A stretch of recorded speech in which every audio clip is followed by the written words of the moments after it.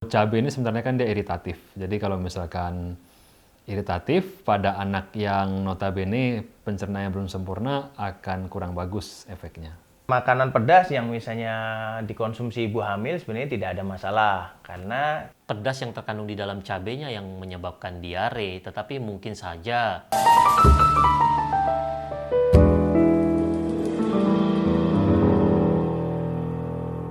Halo, gue Dr. Agus, dokter kandungan. Saya Dr. Bonita, saya seorang konselor menyusui. saya Dr. Effendi, saya dokter spesialis kandungan. Saya Dr. Fadila, saya dokter kandungan. Nama saya Dr. Prima, saya dokter kebidanan dan kandungan. Saya Dr. Viana, saya dokter anestesi.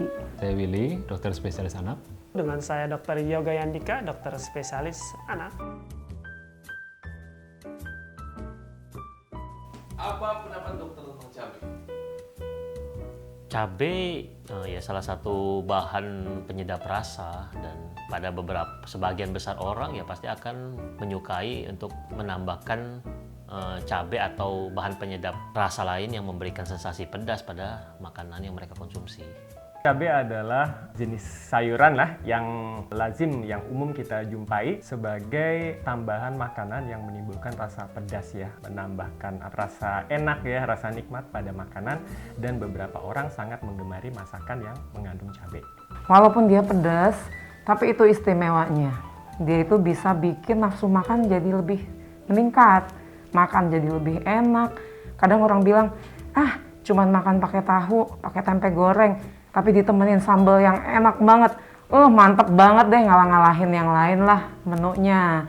Jadi, ya ini, penikmat makan. Dokter kan konselor menyusui.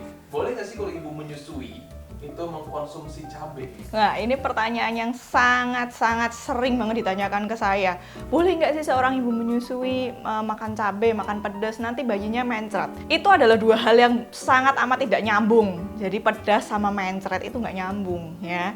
Jadi kalau misalnya ditanya, apakah seorang ibu menyusui boleh mengkonsumsi makanan pedas? Jawabannya boleh sekali. Yang tadi saya katakan bahwa tidak ada sambungannya, karena memang tidak ada sambungannya, tidak ada kaitannya ketika seorang ibu menyusui makan pedas jadi membuat ASI-nya bagaimana sehingga membuat bayinya mencret, itu tidak ada hubungannya sama sekali. Lalu bagaimana dengan ibu hamil?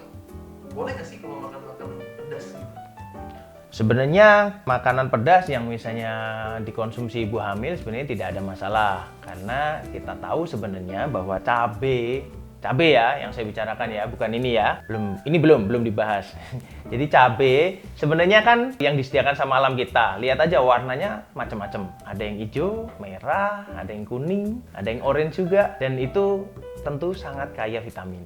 Dia ada capsaicin ya kan. Kemudian ada vitamin C-nya juga, dan cabai itu juga mengandung antioksidan tentunya yang sedikit banyak akan membuat badan kita sehat. Asal tidak berlebihan, karena kalau berlebihan ya yang jelas sih bisa bikin gangguan, mungkin gangguan saluran pencernaan, ya gangguan yang tidak baik lah gitu.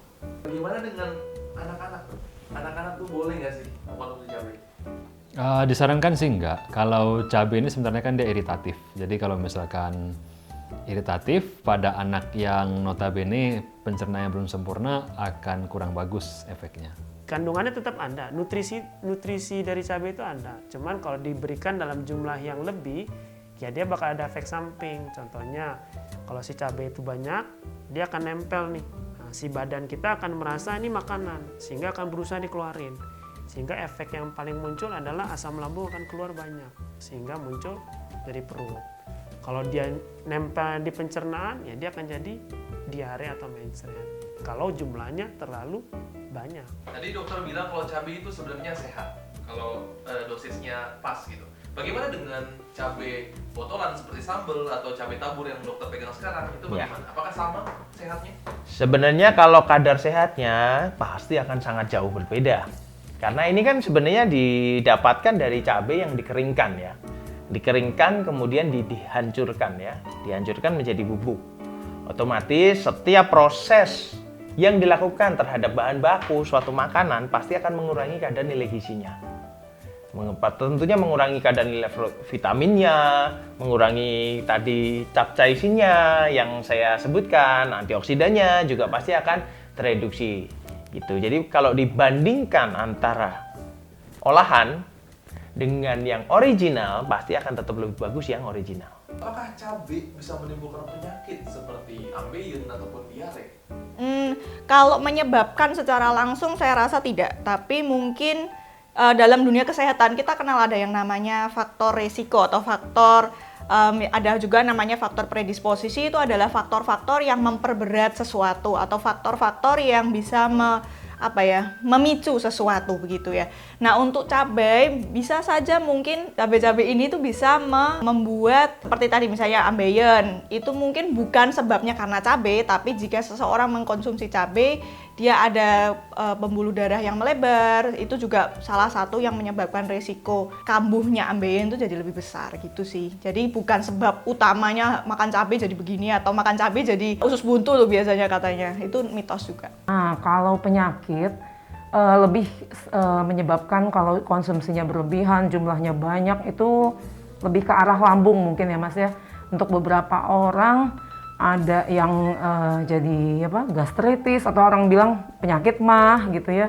Dan kalau itu berlangsung lama, bahaya, bisa bikin lambung bolong gitu ya, ulcus pepticum, sampai kalau kedokteran bilang sampai perforasi gaster. Itu banyak kayak gitu.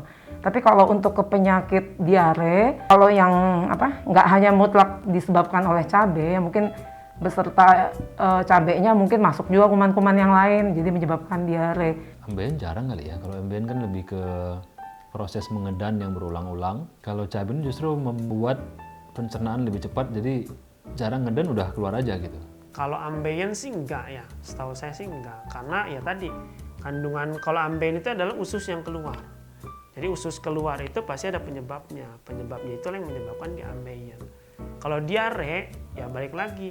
Kalau dia jumlahnya banyak, si cabai ini akan berusaha dibersihin. Jadi badan kita tuh pintar.